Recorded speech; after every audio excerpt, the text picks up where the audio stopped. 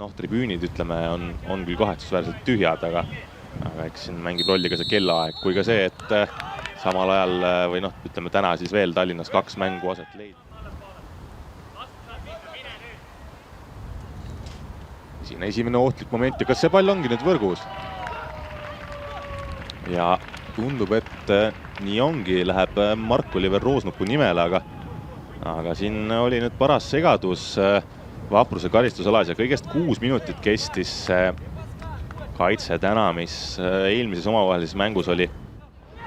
Selle vahetusega siis Nesterov liikunud paremale, see on küll nüüd juba Jürgenson, kes otsib siin keskele ja kukub pall sealt 2 mehe vahele ka. Nesterovil uuesti pall ees ja see on sees, tundub, ja 2-0.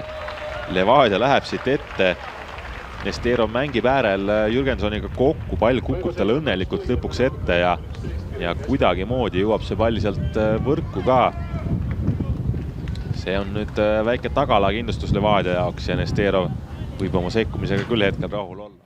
Ja mängib Nesterov hästi mööda, sealt tuleb nüüd löök Alandil, jalad vastas, korralik tõrje taas ja kas see on penalti, tundub nii. Svraga seal käest tõmmati nüüd. Vaatame kohe.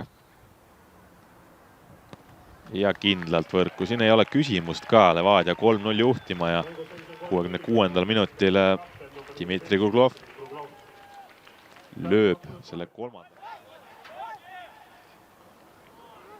Ja Debelko murrab siis, Debelko ei ole veel löönud, Debelko lükkab keskele ja Roosnup lööb ära ja 4-0 tuleb siit 87. minutil. Debelko väravat ei saa, aga söödu saab küll ja Roosnupu teine värav täna. Ei ole tal ka paha tööpäev olnud.